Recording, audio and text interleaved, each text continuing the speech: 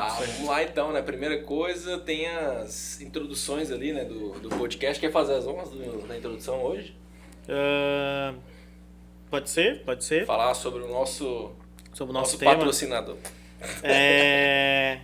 Então, e aí pessoal, tudo bem? Samuel aqui e é um prazer estar aqui com vocês de novo, voltando de férias aí. Hoje a gente vai falar um pouquinho sobre RH 4.0. Temos duas pessoas aí especialistas em RH 4.0 e que são a base aí do RH da Avalon hoje. Agradeço imensamente, né, as duas por comparecer aqui, a Isa, a Dani, muito obrigado.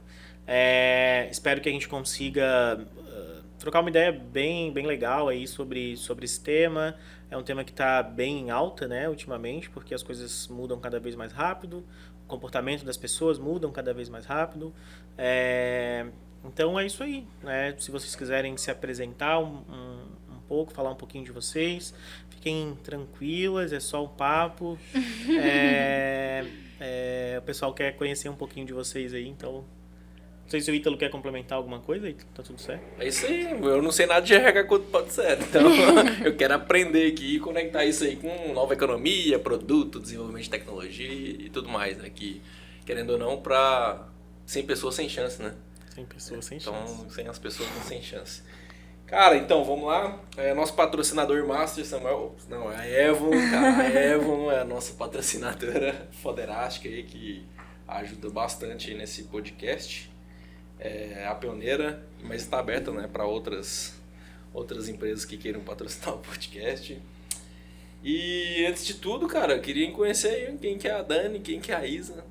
Fala pra gente, se apresentem pros 1 milhão de pessoas que estão visualizando aí. Show! Então, prazer, eu sou a Isadora. Eu moro atualmente em Florianópolis, moro aqui há 5 anos, gosto muito daqui. Sou formada em psicologia, me tornei recentemente especialista analista DISC pela IBCI e sou tech recruiter na Avalon. Que mais? Acho que é isso. Eu quero saber do doce de leite. Tem filhos? Eu sou noiva, mãe da Pilsen, uma beagle linda e arteira. E a minha cidade natal se chama Mococa. Mococa? Exatamente. Onde que é Mococa? É a cidade do leite Mococa. Já ouviu falar? Nunca vi o doce de leite da Mococa? Nunca vi, não. A Mococa não patrocina nós também, mas eu conheço. Mococa? Sério mesmo? Sério mesmo. É uma cidade bem do interior de São Paulo, bem pequena. Divisa com Minas Gerais. Massa. Então, se eu soltar um ai, assim, de vez em quando... Ai aí você vai estar imitando Goiânia, pô. É isso aí. Dani. Então tá. Quem é a Dani? Eu sou a Daniela, eu moro aqui em Florianópolis também. Sou de Blumenau, então, né, não é do leite, né? Da Oktoberfest todo mundo conhece. De outro leite, do chopp. Mas moro aqui em Floripa. Sou apaixonada, né? Vim pra cá e acho que eu não volto mais, por mais que eu amo minha cidade natal. Porque eu gosto muito de praia, gosto muito do verão, sempre falo que eu sou uma pessoa aí do verão, assim. Gosto muito de fazer exercício físico e acampar e tudo mais. Hoje eu trabalho então aqui na Avalon, no setor de pessoas e cultura. Eu tenho também formação em psicologia, também sou certificada aí pela IBCI e também pela iTalent como... analista comportamental e também tenho pós-graduação em administração de pessoas e hoje eu curso um MBA que é de RH 4.0. Que massa. Pela IPOC. Top. Topzera. Cara, quando eu sou de Goiânia, né? Acho que o pessoal aí, quem não sabe, eu sou de Goiânia. Quando eu vim pra cá nas minhas férias aqui, quando eu entrei na cidade que eu apaixonei, cara. A gente já tem pão de queijo, doce de leite, cerveja. Eu sou da Palhoça, tem caranguejo? Siri, tem um bolinho de siri. Bolinho de siri é bom, né? Nossa, tá bom. Eu vou ali na ponta de baixo ali, ó, São José. Tem um bolinho de siri ali do cara ali que, nossa, o melhor bolinho de siri que eu já comi na minha vida. E é bom, né? Em Goiânia não tem essas coisas, né? Em Goiânia é só carne de boi mesmo. É isso aí. Então hoje nós vamos falar sobre RH 4.0, que eu não faço a mínima ideia que seja. Mas eu quero aprender muito aqui hoje. E, cara, a primeira coisa que eu quero saber, porra, é essa de RH 4.0. Que conceito que tem por trás, o que é, se é de ver, se é de comer. Então, todo mundo aí pergunta, né, por que 4? Só pra ir pulando, pra dizer que é um número maior que o 1 e tudo mais. E tem várias pessoas que questionam, né, então... Não é só marketing, né? Isso. Só pra dizer que evoluiu. Eu ia falar que copiou da indústria 4.0, né, que tem um conceito de indústria 4.0. Então, não é que copiou, ela vem da indústria 4.0. Vem? Sim. Nossa, então, o RH ela vai acompanhando as revoluções industriais, né, então o RH ele apareceu aí na primeira Revolução Industrial, alguns anos depois, né? Mas por conta muito dessa necessidade de ter uma relação, quem faz essa relação entre a indústria, né? E os profissionais, né? Que trabalhavam ali. Então, aí vem a primeira Revolução Industrial que aparece o RH, e aí vem a segunda Revolução Industrial, então o RH ele foi acompanhando, né? E aí na segunda Revolução Industrial já vem a questão também de cuidado com as pessoas, né? Mas aí mais em relação à segurança do trabalho, porque vem muito da questão industrial mesmo, da indústria, Ford, enfim. E aí vem a terceira Revolução Industrial, e aí a gente tem falado bastante do RH 4.0. Mas hoje a gente ainda não está nessa nova revolução. Nós estamos nos preparando para esse 4.0. Isso, porque a gente ainda está no 3.0. O RH 1.0 seria então quando teve a Revolução Industrial, que aí começou a se iniciar a Revolução... É porque antes desse momento não tinha relação né? entre pessoas e empresas, né? Você ia lá, trabalhava algumas horinhas, ganhava eu lembro, dinheirinho. Cara, eu sou péssimo em história, velho. Quase reprovei em história no terceiro ano, então eu sou péssimo mesmo. E eu lembro que, pelo menos, a professora falava que as crianças trabalhavam na época, tipo, jornada de 16 horas de trabalho e tal, e foi ali que começou a surgir, eu acho que o RH. A primeira foi lá em 1850. Caraca.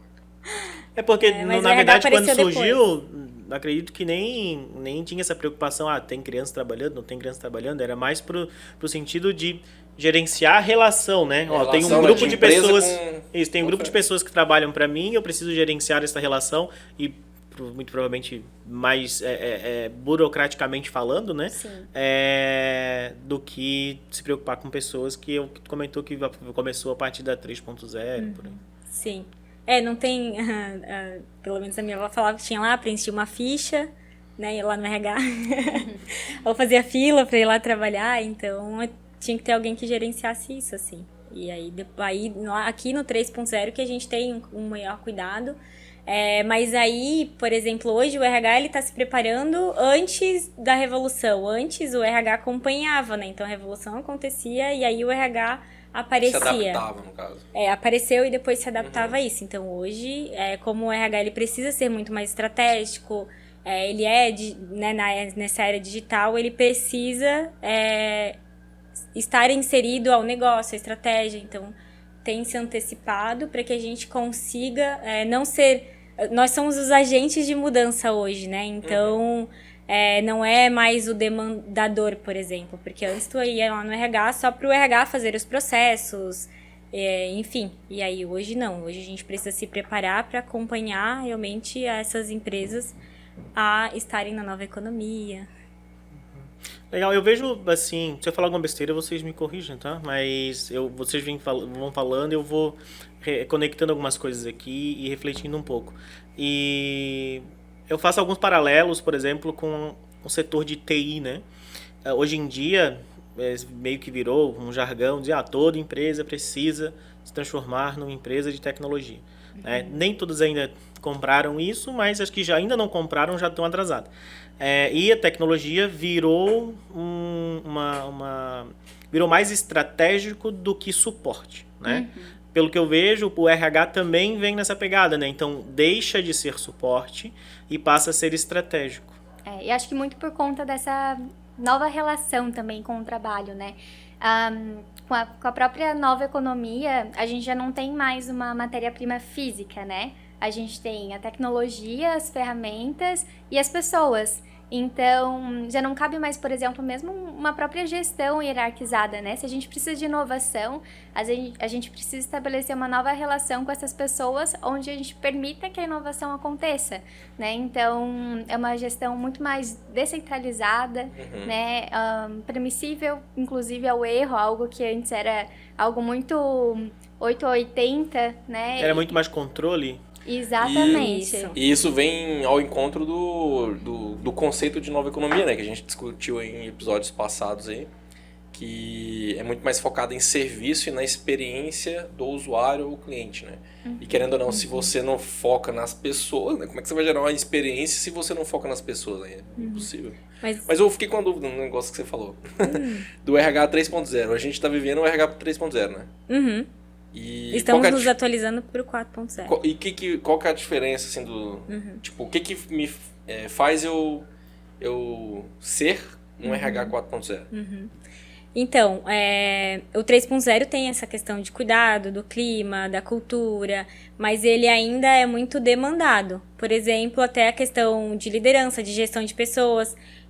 Ainda não, as empresas elas ainda não conseguem, não tem essa visão de que o RH não está lá só para receber as informações ou para ficar cobrando feedback, one-on-one, né? A liderança, existe isso na cultura da empresa. A empresa precisa ter essa cultura forte em relação às pessoas. E o RH está lá para ser agente dessa mudança, para ser o suporte também, de alguma forma, mas não ser aquela... Tá, precisa, como se falasse goela abaixo, né? Então, olha, agora tu tem que fazer isso. Isso, não é mais dessa forma, né? Então, e aí a gestão, ajudar a dar suporte para tirar essa gestão descentralizadora, enfim, ter toda essa questão mais inovadora mesmo, né? Buscar que as pessoas possam cometer erros, mas que a gente seja mais rápido em relação a isso. Muito mais cuidado mesmo e não é o suporte, mas é o que a gente fala, é agente de mudança mesmo, para mudar esse mindset dessa liderança. Mas o RH 4.0 ele se conecta com o RH estratégico? Ou o RH 4.0 é o RH estratégico? Isso aí. O RH 4.0 ele é um RH estratégico, ele precisa ser estratégico, ele precisa entender do negócio e estar dentro, né, dessa estratégia da empresa. Porque senão vai existir erro desde lá do início, de contratação, né? Então não adianta o RH fazer algumas coisas que não tá ligado à própria estratégia da empresa. Porque daí, de novo, cada um tá remando para algum lugar, né? Deixa eu ver se eu entendi. Uma empresa que está no RH 3.0, ela tem a preocupação com o clima e cultura e clima, enfim. Tem até dentro do RH, normalmente, uma equipe de cultura e clima, né? Então, já se tem essa preocupação, mas aí o time estratégico, os líderes, dizem, RH, me ajude aqui, ou faça a empresa ter um bom clima e ter uma boa cultura e as pessoas ficarem felizes. Esse é o RH 3.0, porque tem a preocupação, mas a operacionalização ela é muito mais demandada. Eu preciso disso, dá um jeito. E a 4.0 tem essa preocupação. Além de tudo, se fala muito da experiência, né? Da mesma forma que se fala muito de experiência de cliente, fala da experiência do colaborador, enfim, tem nome em inglês que é bonito também. Só porque ao invés de demandar isso, a gente faz junto, né? A gente pede, RH, vem aqui comigo, vamos sentar junto aqui e me ajuda a fazer isso. Não faça, né? Não faz isso aí. Não, vamos aqui, vamos se abraçar aqui e vamos fazer junto. Algo nesse sentido? Isso. Hoje o RH, ele não é o dono da cultura, né? A gestão precisa entender que aquela é a cultura, que aquilo faz sentido, que é o cuidado das pessoas. Então, não é o RH que vai chegar lá e vai dar um feedback, ou vai participar do feedback, e que vai estar tentando cuidar das pessoas, sendo que daí a liderança está lá olhando só para a parte técnica, só cobrando. Gerencial, né? Parte operacional e gerencial. E aí não acredita, às vezes, na cultura ou no que o RH traz em relação a isso. Então, aí continua, né, uma relação onde... porque também, eu acho que a gente devia... se tem ainda, provavelmente, muita questão de se defender uma cultura ou colocar no RH uma responsabilidade de defender uma cultura que não existe. Né? Então, essa cultura aqui, no desenho aqui, ela é legal e a função do RH é implantar ela na empresa inteira.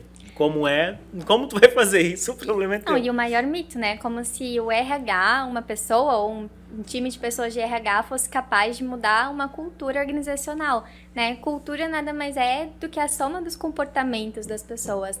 Me diz quem, né, consegue mudar os comportamentos das pessoas, seja com ações, é insuficiente, né? Existe todo um movimento da empresa como um todo, e especialmente as pessoas chaves influenciadoras que precisam realmente demonstrar nas atitudes delas o que é a cultura da empresa, né? Então, desde o CEO, os gestores, né? Se eles não demonstrarem nas atitudes, nas decisões, o que eles acreditam com relação à cultura, o RH pode fazer o que ele quiser de ação, né? Que vai ser insuficiente. Inclusive, algumas ferramentas que são ditas do RH 4.0, mas que sem essa execução colaborativa desde a alta gestão também envolve o time de RH e a própria tecnologia, né? Como utiliza a tecnologia para fazer tudo isso funcionar. Mesmo tu utilizando uma ferramenta que na teoria é do RH 4.0, mas tu usar do jeito errado, tu não vai estar sendo RH 4.0 porque tu não vai atingir o objetivo. Então é muito mais da forma como tu faz de fazer junto e trazer o RH e colar realmente no lado de quem define a estratégia, para quando definir a estratégia, já olhar, da mesma forma como hoje é feito, a gente definir a estratégia, como que eu vou executar isso na visão de tecnologia? É uma coisa. Definir uma estratégia, como que eu vou executar isso a nível de pessoas, que pessoas eu preciso, onde elas precisam estar, o que eu vou fazer para mantê-las engajadas dentro desse contexto onde a gente já pensa em criar uma cultura legal e uma estratégia que faça sentido.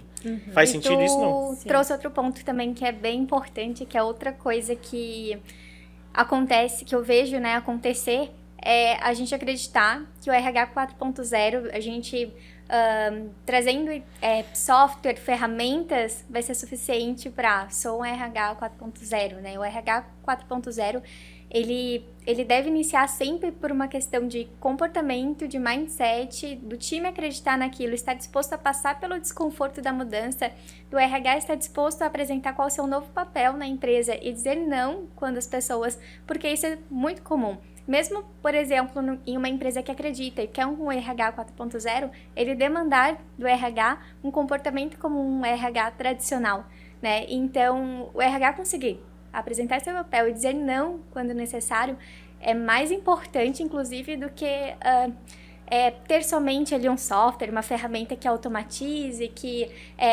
traga números, né? Acho que eu vejo muito esse processo inverso. Começar pela ferramenta e não por essa mudança de comportamento. Faz sentido. Sim. Eu tô pedindo salgado. Sério? Ué, cara, tem que... Eu prometi, eu tenho que cumprir. Eu prometi pra elas que ia ter um puta banquete aqui. Só que não rolou. Nosso pagamento. É o RH 4.0 na veia, né? Focado na experiência das pessoas, cara. Vocês tomam suco ou refrigerante? Suco. Então, beleza. E falando um pouco de tecnologia, né? Porque hoje, na verdade, a gente... Até olhando tanto que a gente já executa hoje, ou que já tem hoje disponível de tecnologia, quanto até tendências, né? Então, por exemplo, naturalmente determinadas coisas não necessariamente a gente já analisou, mas tipo, aonde que a inteligência artificial, ou até um pouco mais longe ainda, que é uma coisa totalmente nova, mercado de NFT, enfim, onde que isso impacta o RH 4.0, mas nesse momento eu nem quero ir tão longe, né? Hoje, e até da minha reflexão que eu estava fazendo, comparando os momentos do mercado de tecnologia com o momento com o setor, né, de tecnologia, com o momento do setor de RH, um ponto é isso, ele deixa de ser suporte para ser estratégico, beleza. Mas no momento que a gente vive, a gente já tem muita tecnologia envolvida, muita questão de dados, de acesso à informação, de sistemas, enfim. Qual a relação hoje da implantação ou desse movimento que uma empresa decide fazer para chegar no RH 4.0 com as tecnologias já existentes? Eu consigo implantar um RH 4.0 sem tecnologia nenhuma? Ou qual é o mínimo de tecnologia que eu preciso ter, né? Tem alguma relação ou não tem? Eu diria que até pensando... Eu acredito que precise sim ter o mínimo ali de tecnologia, por exemplo, por conta dessa própria nova relação de trabalho, né? Eu vou chegar lá, mas só pra a gente seguir uma linha de raciocínio. Hoje as pessoas não procuram, por exemplo, mais só um emprego. Elas procuram um propósito, elas procuram um crescimento profissional, realização, né? E então, hoje como empresa, não adianta mais só eu divulgar uma vaga, né? Contratar uma empresa, uma agência de marketing e fazer a divulgação. Eu preciso mostrar qual que é o posicionamento da minha marca, né? Eu preciso me apresentar e ser uma empresa com responsabilidade social, né? Eu preciso mostrar qual que é a minha cultura para que essa pessoa se atraia por ela, né? A pessoa que se identifica. E tudo isso, a partir do momento que a empresa cresce, né? E hoje as empresas, justamente nessa nova economia, têm um crescimento absurdo, exponencial, né? Onde tudo é muito rápido e muito rápido. O RH, ele só consegue, né? A recrutadora, ela só consegue proporcionar uma boa experiência para o candidato a partir do momento que ela tem uma boa ferramenta, né? Que otimize o tempo dela. Né? Então, como é que eu vou conseguir dar um bom feedback para os meus candidatos? Como é que eu vou conseguir fazer uma entrevista com mais tempo e com mais qualidade se eu tenho um volume muito grande e muitos processos manuais para dar conta? Então, sim, acho que a tecnologia ela tem um papel fundamental no RH 4.0. Mas lembrando que a tecnologia sozinha ela é insuficiente, né? As pessoas e tecnologia têm que caminhar juntas. É Sim, igual tem que ter fazendo a um gancho mudança. na hora de construir o produto, né? Para você construir um produto, você tem que entender qual que é o comportamento do usuário. Por isso que antes de começar a ir para a solução, a gente tem dentro do nosso processo, né? Nossa metodologia, a gente faz pesquisas de mercado para saber como é que o mercado está se comportando, qual é o comportamento do usuário que vai utilizar aquele produto em específico. Faz várias porradas de teste de validação e, cara, isso vem exatamente isso que você falou. Não faz sentido nenhum se não conhecer lá a outra ponta primeiro, né? E independente de se o produto ele é bom ou não, se você não conhece, né, a ponta final, cara, talvez não faça sentido. Show. E tu, Dani? Porque ela falou bastante da parte de recrutamento, né? E da parte de experiência. Depois que a pessoa entrou, né? Essa relação entre o RH 4.0, as coisas que culturalmente precisam ser integradas, serem feitas, serem executadas, e a tecnologia. Então, até a gente pode trazer o People Analytics, né? Que é essa parte onde a gente consegue ter uma coleta de dados e não só dados que hoje ainda muitas empresas só olham no turnover, enfim, esses dados de entrada e saída de pessoas. E, por exemplo, tem uma coisa que eu dou muito valor, é um dado em relação à felicidade das pessoas. E aí tem gente que ainda pergunta, como é que a gente vê isso? Tem vários dados, várias formas de coletar, né? E a gente usa também software em relação à pesquisa de engajamento, de clima. A gente ainda tem, né, as pessoas colocam lá na plataforma que a gente utiliza se elas estão felizes, se elas não estão, tem o NPS. E aí isso tudo também é uma forma de coleta de dados que consegue fazer com que a gente consiga entender se as pessoas estão felizes, não estão felizes. Né? Entender o cenário. Sim, e é uma forma preditiva também, né? Não esperar que as coisas aconteçam para depois a gente tentar ver o que a gente pode fazer. Então, existem vários comportamentos, ou quando a gente dá uma determinada notícia, a gente já consegue perceber se isso pode ter impactado o time, e aí a gente pode antecipar isso. Por exemplo, até mudou, a gente sabe que mudou bastante a questão dos salários, né, na área de TI, então a gente consegue ter essa percepção de quanto que as pessoas não estavam felizes com isso, com diversas pesquisas. Então, isso dá todo um suporte, né, pra gente conseguir. Mas, lembrando que hoje, se a gente tem uma coleta de dados e a gente não sabe olhar para elas, não adianta nada ter esses números ali pra gente. Então, o RH também tem que estar preparado para essa questão de análise de dados, né? E hoje existem cargos dentro do RH que dão todo esse suporte também. E mudança de mindset, né? Então, a gente tem que entender que isso é necessário. Porque senão, enfim, tem empresas aí que são riquíssimas, que tem um monte de software ótimos, mas não tem essa mudança de mindset. Então, continua ainda trabalhando com todas essas ferramentas, ainda no RH tradicional, onde espera ser demandado das atividades, enfim. Acho que E isso tudo que nós falamos aqui tem a ver com RH estratégico. Sim. Certo. E qual que é a diferença do RH tradicional? O que seria o RH tradicional? Então, ele ainda é aquele... É o que é mais demandado mesmo pelas Isso, empresas, né? que, por exemplo, o gestor de pessoas vem e cobre algo que é dele, né, em relação sei lá, vou dar um exemplo até em montar um PDI, onde o RH tem que ficar lá e falando, tá, e como é que tá o acompanhamento do teu time? Tu estás acompanhando, tá dando feedback. Então, o RH ele não tem que ficar também cobrando que o gestor faça isso. Ele tem que conversar, ver se faz sentido para a empresa, mostrar novas Tanto soluções. para o crescimento da empresa, quanto para o próprio desenvolvimento da pessoa, Das né? pessoas. E tem acho que eu posso trazer um exemplo também com relação ao recrutamento, né? Acho que no RH tradicional, um RH tradicional, tu vai olhar, né, vai preencher ali os requisitos, vai encontrar um candidato que preenche os requisitos da tua vaga, né? E o RH estratégico, quando ele é um RH que conhece do negócio, conhece os objetivos estratégicos da empresa, eu não quero encontrar só uma pessoa que preenche os requisitos da minha vaga. Eu quero encontrar uma pessoa que faça sentido para os objetivos estratégicos da minha empresa. Como, né? Eu vou olhar se essa pessoa, ela vai complementar as competências do time que ela vai fazer parte, né? Se eu já fiz um mapeamento comportamental daquele time, né? E eu sei que ali existe um gap, né? Eu vou encaixar ali, então. Eu sei que se eu trouxer alguém, né, com uma skill de velocidade, eu vou conseguir, um exemplo, né? Eu vou conseguir suprir aquele gap de alguma forma. Então, é você não só encontrar uma pessoa que preenche aquelas tarefas daquele momento, mas que vai colaborar com a estratégia da empresa como um todo, né? E preencher aquele time de forma realmente não só pensando no agora e não só pensando naquelas tarefas específicas. Por isso que hoje se fala tanto também de soft skills, né? Então, hoje a gente não quer mais só uma pessoa que cumpra uma tarefa, né? Mas uma pessoa que colabore com a estratégia como um todo.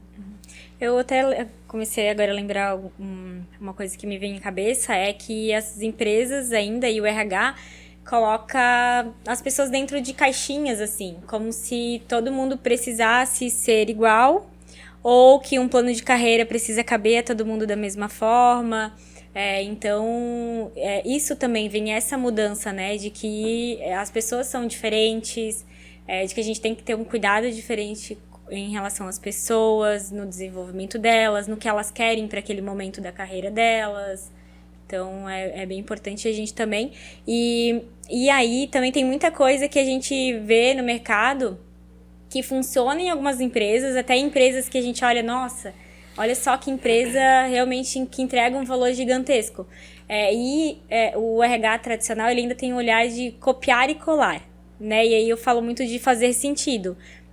Se não faz sentido para a estratégia da empresa, para o negócio, né, da cultura da empresa, não faz sentido eu implementar para aquilo. Ela não vai entregar nenhum tipo de resultado. Então, tem várias empresas que querem aplicar alguma coisa que o RH traz, mas que ele não entrega nenhum valor, né? Então, porque não fez sentido, né, para aquele momento da empresa, ou para o negócio da empresa, para a estratégia da empresa. Então, é muito importante também que a gente olhe para o mercado, mas que entenda do nosso negócio, entenda da estratégia, para que faça sentido para o time que a gente está ali, né, que a gente tem. É a mesma coisa a gente, por exemplo, querer ler um livro que tem alguma prática do Google, por exemplo, e sair de lá e aplicar aqui, querer que tudo vai funcionar, sendo que talvez a gente não tenha as lideranças com a mesma maturidade, não tenha uma estrutura organizacional, não tenha a mesma quantidade de dinheiro, e isso e talvez não vai surtir o mesmo efeito, e daí pode até causar uma certa frustração. Mas isso aí é onde que entra, de fato, o RH estratégico, né? Cara, beleza, vamos olhar para essa teoria aqui e ver o que faz sentido para a gente aplicar na nossa empresa neste momento. Mas também o que trabalhar, né, para a gente poder chegar a aplicar, se fazer sentido, obviamente, algo estilo Google. E cheguei a uma outra conclusão aqui, vamos lá. No RH tradicional, digamos assim, a gente tem a alta gestão da empresa e a gente tem o operacional. No meio a gente tem um tático, né? A liderança tática, ok. Mas o RH, nesse contexto do RH tradicional, fica no meio. O quê? Recebendo demanda do time estratégico, da alta gestão, e tentando executar essa demanda com o tático e o operacional, né? Mas sempre, uma coisa que tu falou, de forma genérica, com planos genéricos, com coisas genéricas. Então, vou fazer um conjunto de treinamentos que a empresa inteira vai participar. Aí gasta lá 40 treinamentos com 10 pessoas em cada turma, mas de todo mundo, quem vai aproveitar são 15 pessoas. O resto, na verdade, o treinamento não vai fazer sentido, mas olhando, teve um puto investimento em treinamento para a empresa inteira, então aquilo deveria gerar algum resultado. E no RH estratégico, no 4.0, o RH não está mais no meio, né? Ele está espalhado, então ele participa com o time da alta gestão definindo a estratégia, e na execução eu vejo isso até como fazendo um paralelo com o mercado, que existe um conceito de hipersegmentação, né? De hipercustomização, quando a gente fala de cliente, de usuário. Então, nós como consumidores estamos cada vez mais exigindo uma customização específica para a gente dos serviços que a gente consome. Sim. Isso, o mercado já trabalha com essa ideia, que inclusive é um conceito da nova economia. E dentro das empresas, o RH 4.0, com um pouco que vocês falaram, eu faço um paralelo com isso, porque não adianta mais eu fazer uma ação que eu tente abranger a empresa inteira se as pessoas têm necessidades diferentes, expectativas diferentes, e eu vou gerar valor para elas de forma diferente. Então, no RH estratégico, além de definir a estratégia, o RH também participa na operacionalização das estratégias, mas de forma a viabilizar a segmentação no nível menor possível, porque daí eu consigo começar a gerar experiências que aquele colaborador não vai ter em outro lugar que trabalhe de uma forma genérica e que, sei lá, manda uma coisa igual para todo mundo sempre.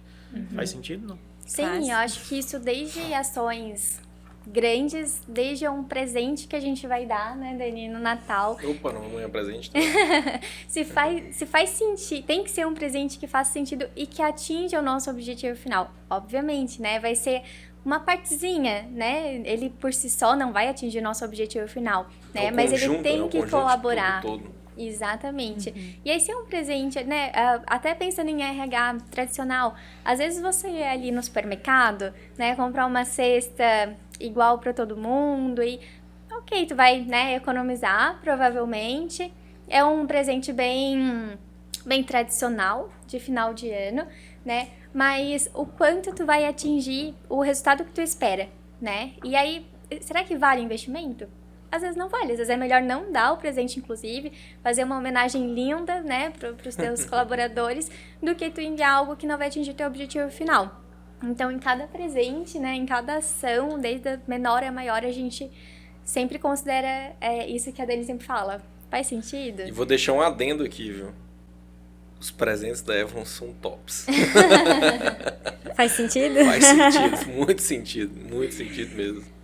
E é exatamente o que a gente vive, né, no nosso dia a dia. Eu tô tendo uma péssima experiência aqui agora, nesse momento, tentando pedir comida, mas tá difícil. Cara, não consigo usar o aplicativo aqui. Beleza. Teve uma outra coisa também que eu achei interessante. Também fazendo esse paralelo de RH tradicional e o RH 4.0, estratégico, enfim. Não sei como que eu chamo agora, já que eu posso chamar de estratégico ou 4.0.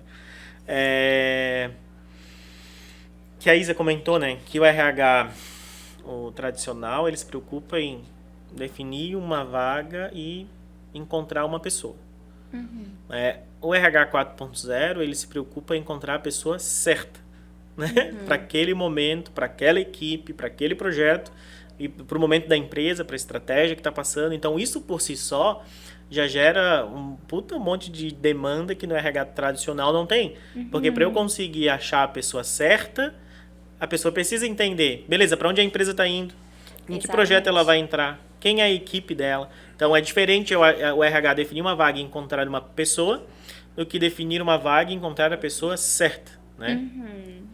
E não olhar só pro agora, né? Porque às vezes uma pessoa ideal para agora não é a pessoa ideal para várias movimentações que a gente vai fazer daqui a pouco. Isso daí é realmente estratégico. Porque a gente tem essa experiência, né, na Evon de... Cara, beleza, vamos contratar alguém.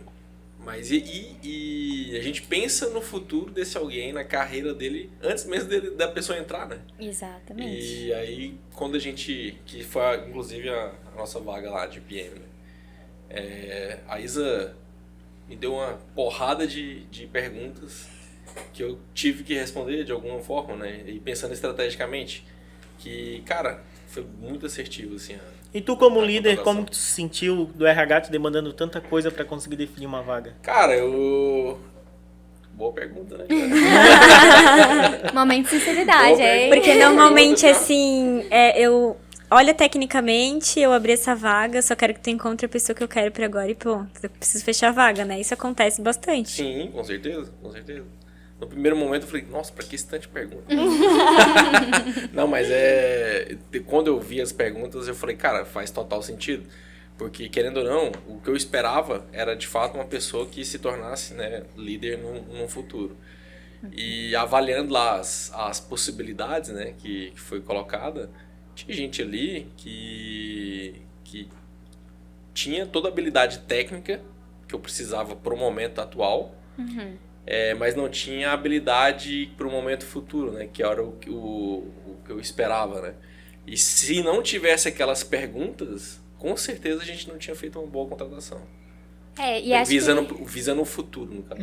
E acho que é importante, né, só um adendo, que competências, elas são possíveis de ser desenvolvidas, né? A gente não necessariamente vai pegar a pessoa ideal, que já tem tudo que a gente precisa.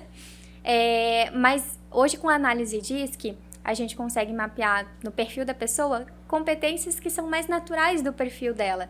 Então, que ela vai exigir menos esforço e que ela vai se sentir mais realizada utilizando essas competências naturais, né? Então, isso é algo ótimo, tanto para a empresa quanto para a carreira da pessoa, né? Então, a gente tem um zelo muito grande com relação a isso e entender as motivações daquela pessoa, né? Se é uma pessoa, por exemplo, que não espera um dia liderar um time, né? Como é que eu vou demandar isso dela? Né? Ela pode fazer por um tempo, e às vezes pode fazer até bem, né? Mas isso em algum momento pode ser realmente muito desgastante para ela, né? Então, ter todo esse zelo é bem importante.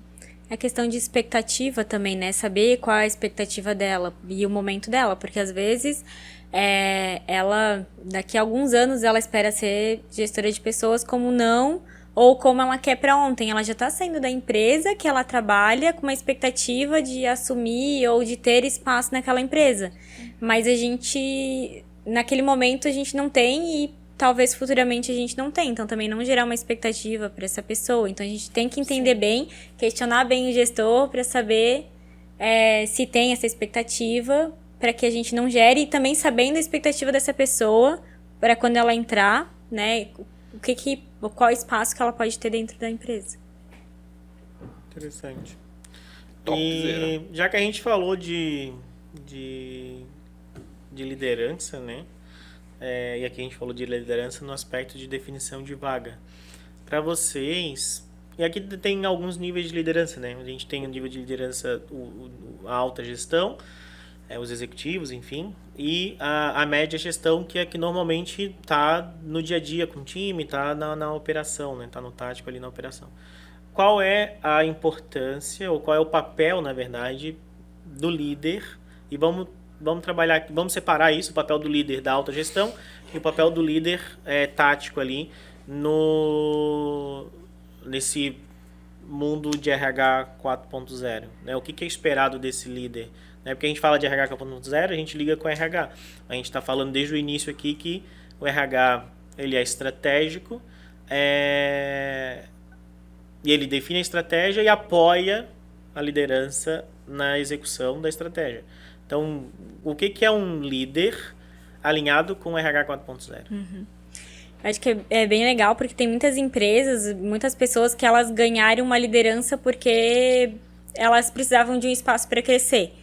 E aí o crescimento é virar gestor de pessoas, por exemplo, né? Virar um líder ali e gerenciar outras pessoas.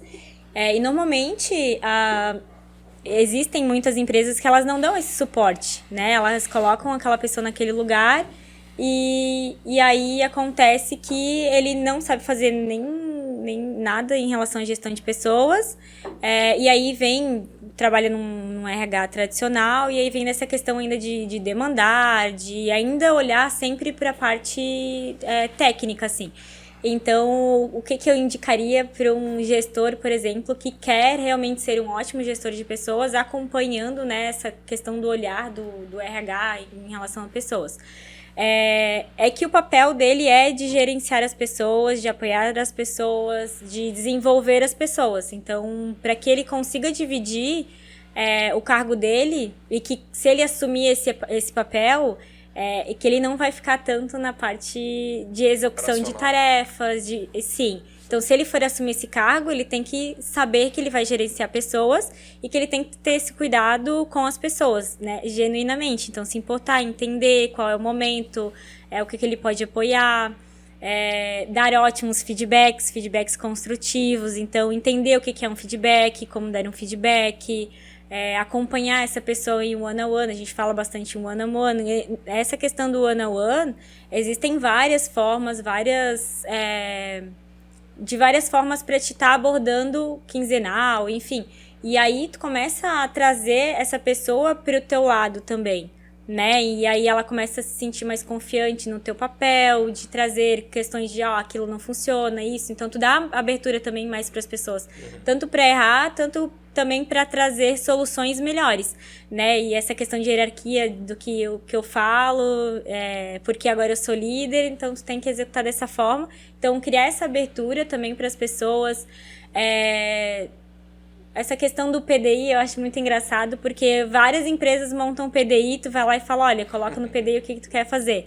Mas nunca acompanha mesmo. Mas o acompanhar o que tu precisa de apoio, se tá dando certo, o que eu posso estar te ajudando, o que a empresa pode te apoiar financeiramente, para chegar lá no final do ano e a pessoa realmente ver o quanto que ela cresceu, o quanto que ela se desenvolveu. Então, hoje, o gestor, ele precisa olhar para as pessoas. Claro que ele tem a questão de entregar resultado, ele tem metas, ele tem indicadores e tudo isso. Mas sem o apoio das pessoas, sem essa questão também de retenção, porque quanto mais tempo as pessoas ficam contigo, entregando resultado e vendo que faz sentido elas ficarem naquele cargo, né? E se elas quiserem também sair, dar apoio, né? De que, nesse momento não tem como crescer, mas tudo bem, né? Então, apoiar essa pessoa. Porque tudo são ciclos. Mas eu acho que é muito mais esse olhar voltado às pessoas. Tu tem que saber que tu vai virar um líder de pessoas e que tu tem que se importar genuinamente. Porque senão não tem entrega de resultado. Assim, as pessoas vão estar lá só pra fazer o que precisa ser feito e aí não tem inovação, né? E não tem isso. Ninguém vem com essa questão de trazer novas soluções, porque o líder não escuta, por exemplo. Esse líder, ele precisa empoderar o time dele. E tem uma pesquisa feita pelo Google que é muito legal, que chama Aristóteles. Não sei se vocês já ouviram falar. Não. A gente pode depois deixar disponível o link também, que tem todos os detalhes. Mas é muito interessante, assim, eu tava refletindo muito sobre ela quando eu tava estudando, né, me dedicando pra esse podcast, primeiro podcast da vida, né? Você tá indo muito bem, tá? Ansiedade é mil. Mas essa pesquisa, ela é muito legal porque o Google queria descobrir o que são equipes altamente eficazes, né? Porque existe todo um mito de que pessoas gênias vão conseguir dar conta de uma ideia do início ao fim. E, na verdade, todo o trabalho é feito em equipe. Então, eles queriam descobrir qual que é a equipe ideal, qual que é o modelo de equipe ideal. E aí, é uma pesquisa super extensa. E eles descobriram alguns pontos chaves, né, para essa equipe altamente eficaz. Mas o primeiro deles, o que mais se destacou, é que equipes altamente eficazes, elas constroem um ambiente de segurança psicológica. E o que significa isso? Que as pessoas se sentem confortáveis para expor a ideia delas sem o receio de ser julgado. Então, imagina que você está trabalhando na Google, sabe que ali também, né, só tem pessoas férias, as pessoas, por mais altamente capazes, né, e capacitadas que elas fossem, elas tinham esse receio de errar, de expor a opinião delas e ser julgadas, né? Então, as equipes mais altamente eficazes são essas que eram capazes de proporcionar esse ambiente de segurança psicológica. Então, pensa, mesmo o Google, né, que é uma mega referência, que tem todo o dinheiro do mundo para ter os melhores profissionais do mundo, o que faz a inovação acontecer não é somente isso, né? Não é somente ter gênios, né? Exatamente, é você conseguir proporcionar esse ambiente de segurança psicológica. E esse ambiente de segurança psicológica, ele só é possível, né, a partir do momento que você proporciona isso na tua cultura, né? Que vem desde uma liderança que empodera as pessoas, né? Que permite que elas expressem as opiniões delas, né, as ideias delas, e um RH que realmente é estratégico e que está ali apoiando do início ao fim. Vou fazer um gancho com o livro lá do Lean Startup, né?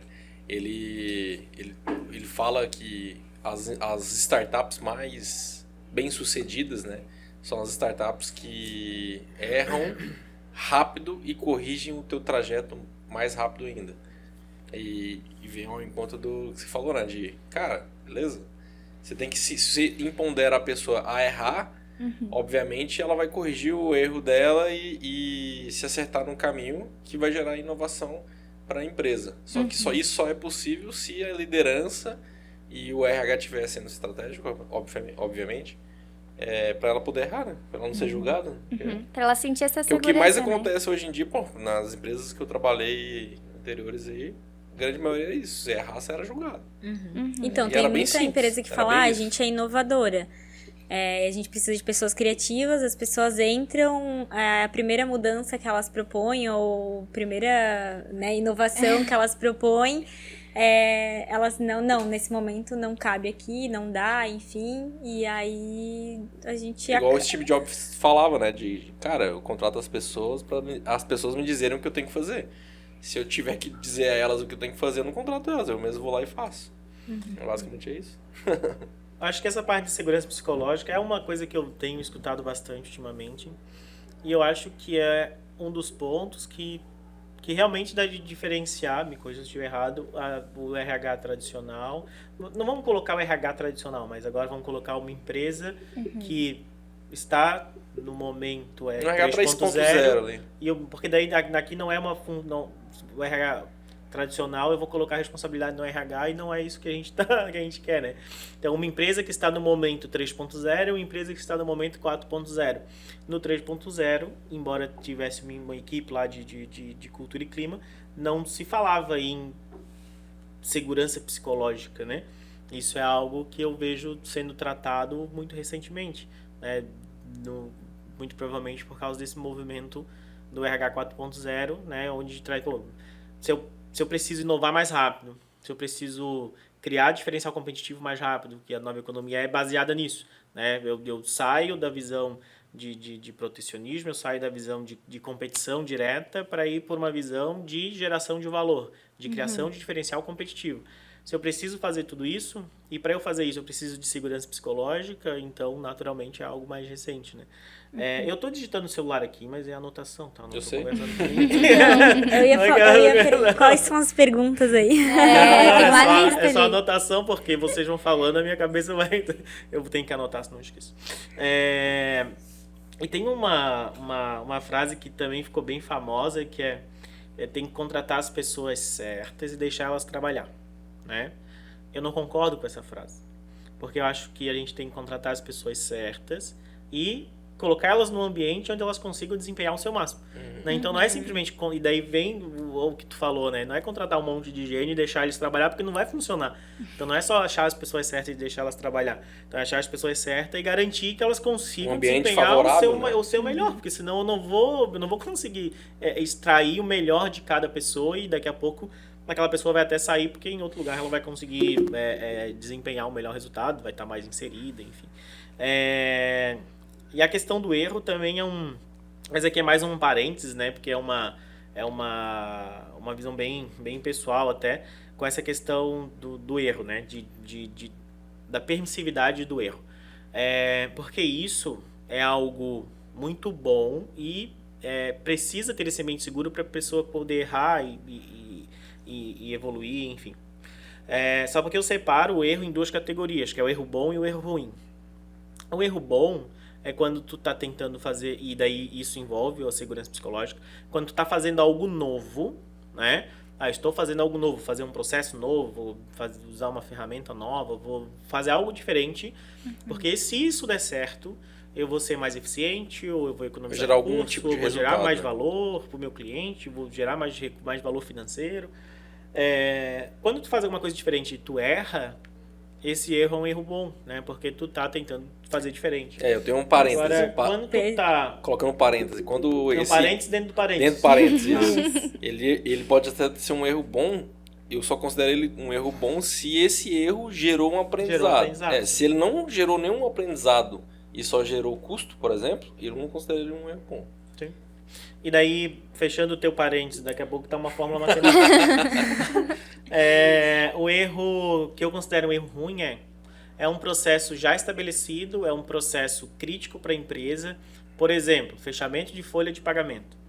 Cara, me corrija se eu estiver errado, mas não sei se tem muito como inovar ali no cálculo de folha de pagamento. Eu acho que não. Um erro no cálculo de folha de pagamento é um erro ruim. Quer dizer que a gente vai crucificar a pessoa? Margem, não. Né? Mas a gente tem que tomar um pouco de cuidado com isso, no sentido de, aqui na empresa a gente gosta do erro e erra todo dia, erra pra caramba. Beleza, daí depois que tu errar 5 vezes seguida na folha de pagamento, tu vai falir a empresa, talvez, né? Então... E vai criar uma experiência pro colaborador péssima, né? Isso, porque então eu acho que... é o salário dele. Acho que só tomar um pouco de cuidado quando avalia a questão do erro nesse sentido. Um erro no contexto novo, no contexto de inovação, no contexto de aprendizado, esse é o ponto. Um erro no contexto de aprendizado é um erro bom, a gente gosta, vamos embora. Um ambiente controlado também, né? Porque se você for fazer por exemplo, um experimento que não esteja num ambiente controlado e que gera um erro lá de alguns milhões, bilhões, cara, você pode quebrar a empresa, simplesmente isso.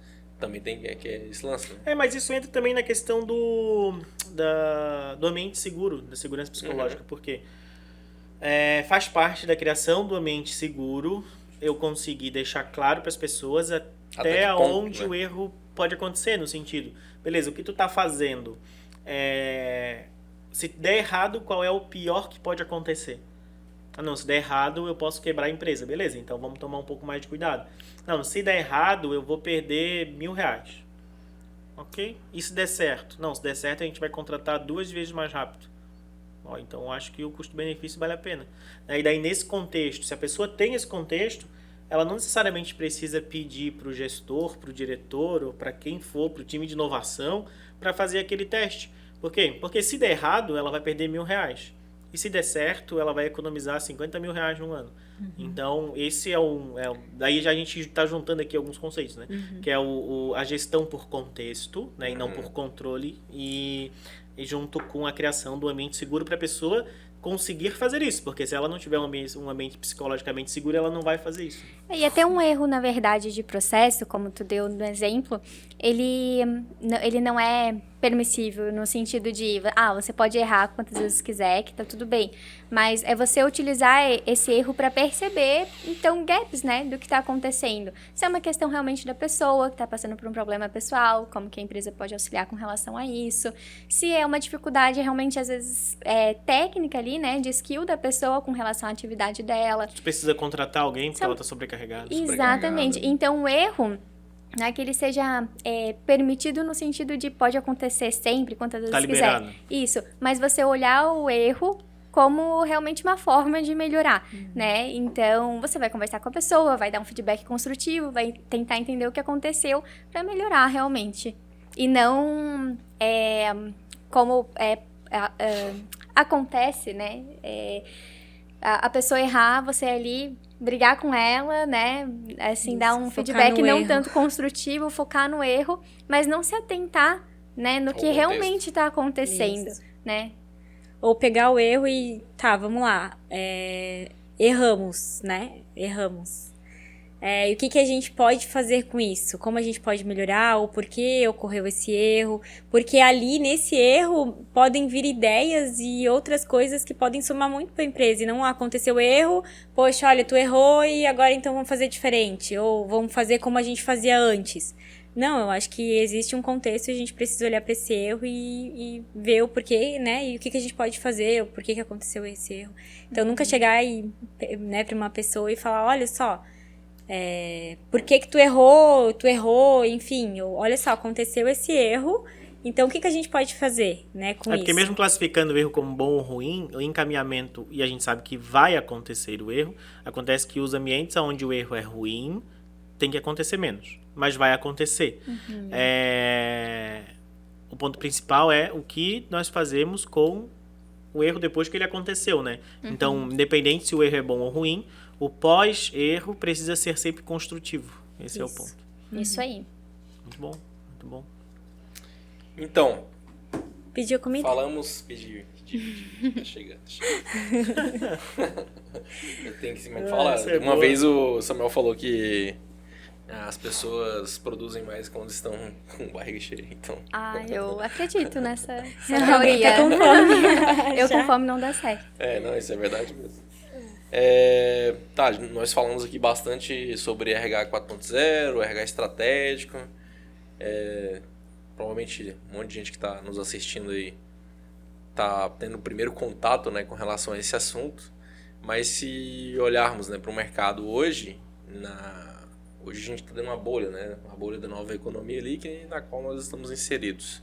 Como é que uma empresa precisa fazer, ou ter, ou contratar, não sei, para ela começar a engrenar nesse RH 4.0? Como é que tá o mercado com relação a isso?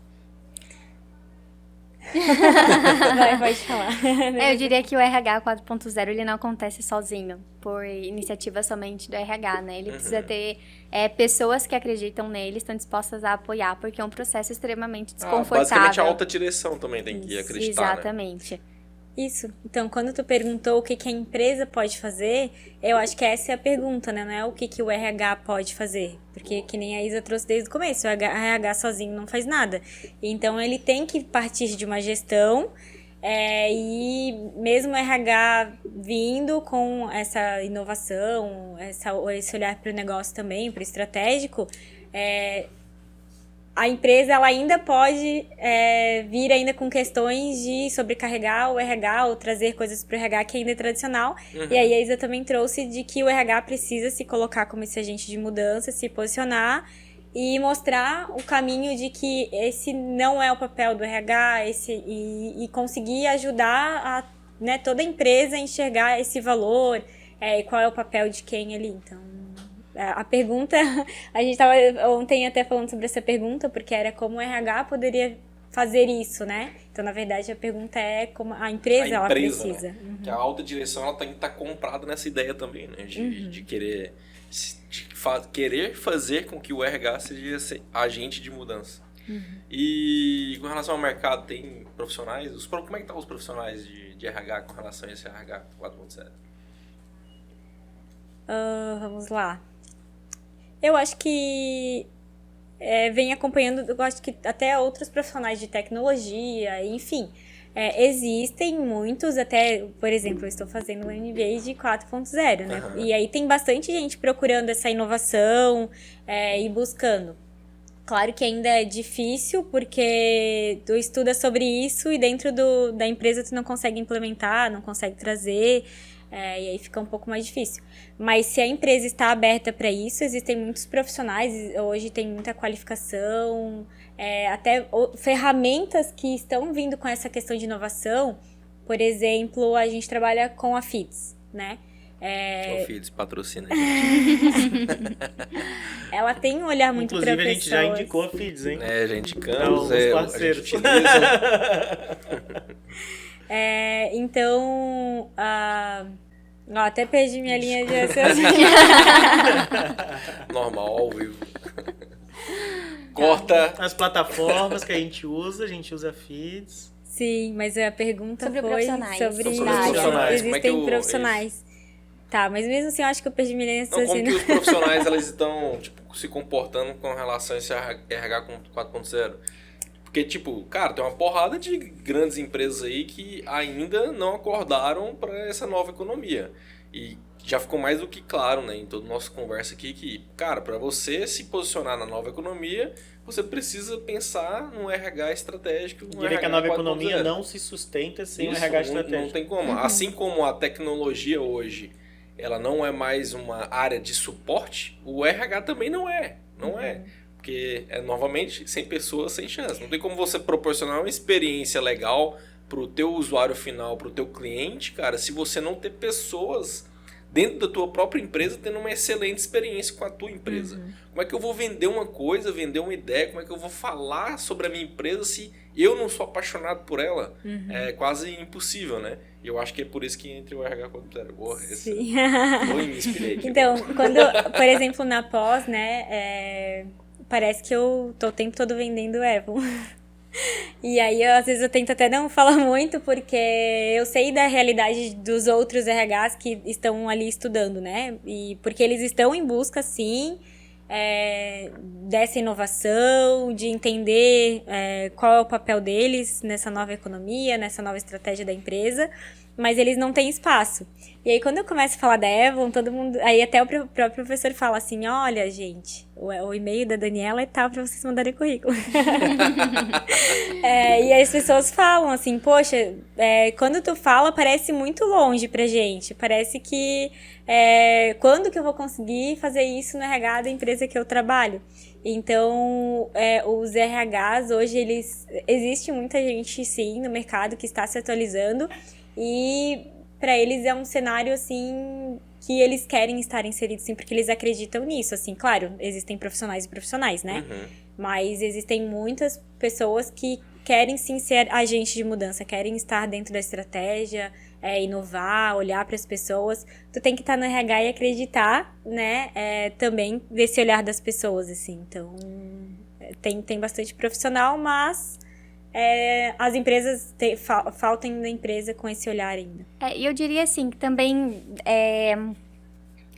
quando a gente fala que a empresa precisa realmente estar aberta a isso, não significa que vai ser um caminho fácil, né? Por exemplo, dentro da própria Avon, com certa frequência, a gente precisa lembrar qual que é o nosso papel, porque é uma questão que é cultural. De como as organizações acontecem, do nosso né? passado, né? Exatamente, histórica. Então, você precisa... o RH, que né, percebe essa urgência, que está se atualizando, que está buscando, né, que está se informando, ele precisa ter muita resiliência, porque não vai ser um caminho fácil. E mesmo que o teu CEO, mesmo que o teu líder fale, ok, eu super te apoio, em vários momentos ele vai te demandar como um RH tradicional, né? E cabe a você estar se atualizando, lembrar dele, né? Qual que é o seu papel e saber dizer não. E saber dizer não, por mais difícil que seja, né? É isso aí. Mas sabe o que é? Agora eu vou falar meu lado. Mas e aí? Não, mas eu vou te falar que e o legal, cara, é que, cara, aqui tá acontecendo, e esse aqui é o RH estratégico que tá acontecendo aqui, cara. Porque, ó, a Isa trabalha na Avon e o Samuel é o CEO da Avon. E ela tá falando na cara, porque tem hora Porque existe... E é real, velho, é real, essa é a realidade. Falou, O que é? psicológico. Segurança psicológica. Mas sabe qual é a Exatamente. beleza de tudo isso? É que... E eu concordo que às vezes eu demando coisas como se fosse para um RH tradicional. Por quê? Por falta de conhecimento. Então, esse é o ponto-chave. E daí, quando vocês me trazem, Samuel, isso daqui tu fez merda, eu fico feliz com isso. Não com essas palavras, né? Às vezes sim, às vezes não. Como ele tá se sentindo. Tá zoando. Eu fico feliz, por quê? Porque daí eu tenho a oportunidade de aprender. Uhum. Inclusive, enquanto tu tava falando, eu tava pensando, mas se a gente tem profissionais que querem, a gente tem informações para esses profissionais, tem alguma formação para alta gestão em RH 4.0? É verdade, boa pergunta. Né? Para conscientizar a alta gestão sobre isso, deve ter, né? Mas eu não conheço, por exemplo. A alta gestão já pode, né? A gente pode indicar esse episódio aqui, inclusive, para as altas gestões, Sim. né? Então, eu lembro até hoje, desculpa, Isa, só deixa eu finalizar o raciocínio, que um dos feedbacks que mais me ajudaram ano passado, por exemplo, foi um feedback da Dani. Porque a gente tem a plataforma da Feeds, a gente usa o one-on-one, a gente pede para a liderança fazer o one-on-one, e num determinado período eu não estava fazendo one-on-one. Aí a Dani veio conversar comigo. Samuel, vamos conversar. E ela falou a ver o que estava acontecendo, o fato que estava acontecendo, e aquilo ali me ajudou a eu começar a fazer o one-on-one de 15 em 15 dias, e de fato melhorou bastante a minha relação com os meus liderados. Então, esse retorno do time pro líder é extremamente importante. Nesse caso, por exemplo, que eu não fiz formação de RH 4.0, eu estou olhando para um monte de outras áreas da empresa e, naturalmente, quando eu pedir alguma coisa, talvez eu peça atravessado, ou eu estou deixando de fazer algo que é importante. E ainda bem que eu tenho vocês para me dizer o que eu preciso fazer para fazer do jeito certo. Então eu confio. É isso daí. Eu acho que realmente o RH ele, vai ter esse papel de educar, né? De relembrar qual que é o papel dele. E assim, é realmente olhar a própria nova economia, né? Qual que é o comportamento das pessoas nessa nova economia, como elas esperam ser lideradas e como se deve liderar para atingir o seu resultado final. E aí aquilo que a gente conversou sobre segurança psicológica, sobre uma gestão mais descentralizada que empodera as pessoas, né? Tudo isso, de alguma forma, conversa muito com o RH 4.0. Então, a partir do momento que todo mundo estiver nessa mesma página, né, a conversa vai ser muito mais fluida. E tem a questão das gerações também, né? Eu nunca lembro quais são as letras das gerações. A última é Z. A última é Z. XYZ.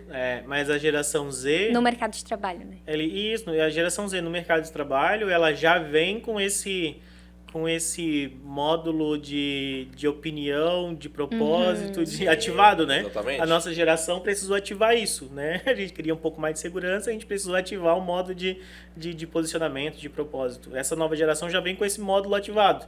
Então, é mais uma responsabilidade aí do RH 4.0 conseguir acolher a nova geração que não liga tanto para segurança, porque se está fazendo uma coisa hoje, daqui a um ano muda de carreira e vai embora e vai procurar o que gosta de fazer. Então, né, como se relacionar.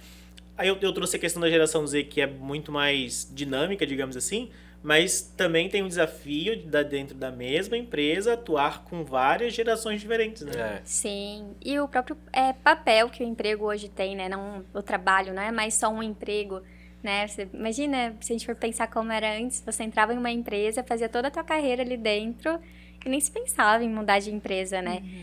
Então, o papel hoje tem um papel não só de sustento da família, mas de realização pessoal, né? De realização como pessoa mesmo. Sim, a minha mãe diz, né? Quando que eu iria fazer uma entrevista, conhecer a empresa e pensar se faz sentido eu entrar, se realmente eu vejo propósito, se a cultura é alinhada com, né, os meus valores. O candidato entrevista a empresa, né? Hoje em dia, ele tem a abertura legal para perguntar, né? A gente fala, né, tens alguma dúvida? Então ele pergunta o que vocês esperam. E a sua mãe é profissional de RH, né? Minha mãe Vamos trazer ela pra de família.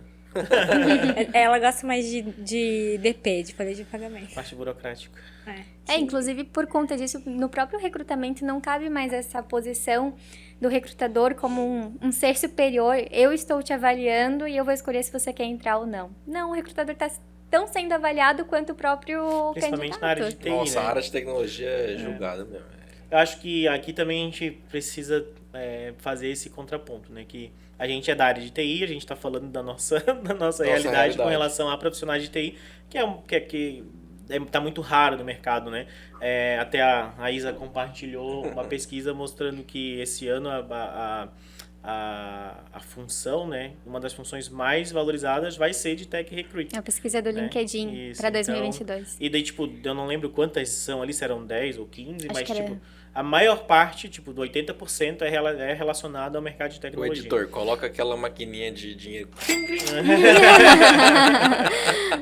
Ela já tá preparando o terreno. E a gente sabe que, como a gente tem aqui a ideia de falar para empresas tradicionais, né, entre aspas, ou seja, que não são empresas de tecnologia necessariamente, pode ser um mercado totalmente diferente, né, com relação a candidatos, com relação a pessoas. Então, também tem que ter esse contraponto, tem que tomar esse pequeno cuidado, digamos assim, né? Mas, de qualquer forma, tá cada vez mais... Mas eu digo uma coisa, cara. Mesmo empresas que hoje não são da área de tecnologia, com a nova economia, está sendo impactada. Porque se ela não pensar naquele profissional lá, um RH estratégico, RH 4.0, ele não vai conseguir focar no serviço e na experiência lá. Eu sei, mas o que eu quero dizer é na linha de abundância ou não de mão de obra para uma determinada função. Né? Então, não que o RH 4.0 perca a sua importância. A questão fica mais urgente, né? Hoje é mais urgente em porque empresas tu tem desafio de manter as pessoas, sim. De deixar todo mundo feliz. Então, agora, para uma empresa que é que a mão de obra, existe uma mão de obra sabe? muito... E daí a mão de obra muito abundante, né? O RH 4.0 não vai ter tanto foco, talvez, em reter, porque ela vai ser um profissional que vai ser assediado por muita empresa. Ela vai querer reter para ter o benefício de ter a pessoa por muito tempo, então vai ter outros benefícios, naturalmente, mas tem essa diferença, digamos, da escassez de mão de obra para determinados setores, né? Sim, isso torna mais urgente. Eu procurei aqui o nome em inglês e não encontrei, mas tem um artigo de 2011 que fala por que o software está comendo o mundo, que aí ele fala sobre a nova economia e como todas as empresas um dia se tornarão empresas de tecnologia, independente do ramo, e as que não tornarem, né, elas vão tender a morrer. E como isso já está se tornando realidade, né, agora em 2022, com a pandemia, isso ficou ainda mais urgente essa questão, né, de todas as empresas passarem por uma transformação digital. Então, enquanto eu acredito que essa realidade hoje, ela é muito mais clara da perspectiva de uma profissão que está sendo muito procurada, né? As profissões da área de TI, ela precisa e ela vai se tornar mais geral, né? Não só da área de tecnologia. E provavelmente vão surgir novas profissões, né? Que hoje a gente não conhece, na verdade. E hoje, assim, além das vagas que eu faço da própria área de tecnologia, né? Pensando nas vagas administrativas, é exatamente, né, a mesma tratativa, a mesma experiência, o mesmo zelo, né, e é muito interessante o feedback dos próprios candidatos, né, e isso também fala muito sobre a construção da tua marca empregadora, né, então como você vai atrair os melhores talentos, porque mesmo que a pessoa não seja aprovada, isso já aconteceu, ela vai indicar a tua empresa para outras pessoas. E aqui entra a questão que eu comentei também, né, tipo, beleza, e daí fazendo um paralelo com essa questão que eu trouxe da abundância de mão de obra para determinadas funções. Mesmo a mão de obra sendo abundante, o RH 4.0 vai continuar... O RH 4.0 vai continuar focando em encontrar a pessoa certa, né? Então, acho que talvez mude um pouco o cenário, mas a importância não. Mas também, naturalmente, dá de fazer um outro paralelo com... Eu dificilmente vou implantar um RH 4.0 numa empresa que não está num processo de transformação digital, por exemplo. Porque isso anda junto. Então, quanto mais avançado o processo de transformação digital daquela empresa está, mais avançado deveria estar o processo de RH 4.0. Porque um vai sustentando o outro, né? Um vai dando apoio para o outro. Eu vou fazendo a transformação digital. Com a transformação digital, eu vou precisar de profissionais dos perfis das profissões que hoje estão em alta. Eu vou mudando esse perfil do profissional que eu vou buscando. E o RH 4.0 vai acompanhando. Se eu evoluir muito a transformação digital e pouco o RH 4.0, eu vou começar a trazer pessoas erradas, vou começar a ter muito turnover, vou começar a ter uma cultura ruim e assim por diante. E eu não consigo evoluir muito o RH 4.0 sem a transformação digital, porque eu preciso das novas profissões, eu preciso da tecnologia e assim por diante. Faz sentido? Faz sentido. Então eu tô entendendo. Chegou a comida. Vocês querem comer agora ou depois? Acho que depois. Sei, tu é o diretor do podcast aí, tu é o... É. Tem que decidir. Se tivesse vindo a marca do iFood aqui, eu ia ter que tentar pedir Patrocínio. uns como é que fala? Uns vale do iFood. Vale lá do iFood. Mas pode fazer propaganda do lugar que tu pediu, porque a gente sempre faz aqui, e aí tu sempre pede do mesmo lugar com É o Big patrocínio. Pan. Patrocina a gente aí. Big Pan é um baita panificador aqui. Padaria, né? Panificador de padaria. Sei lá. É sinônimo, cara. É isso aí, cara. É isso aí. E com relação a os desafios. Eu sei que não é fácil, né? Vocês aplicam na prática o RH 4.0 e muitas vezes varia no 3.0 por causa do Samuel. Tô zoando, tô zoando. 3,5. 3,5, velho.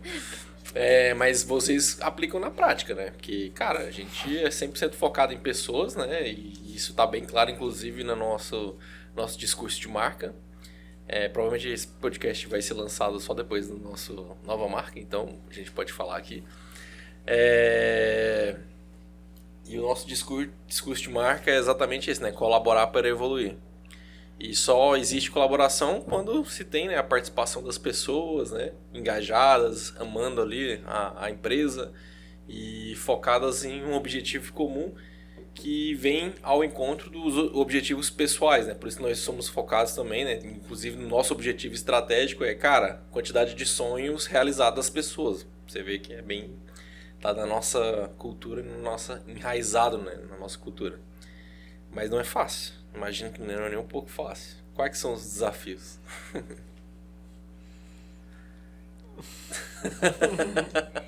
E aí esquece que o Samuel tá aqui.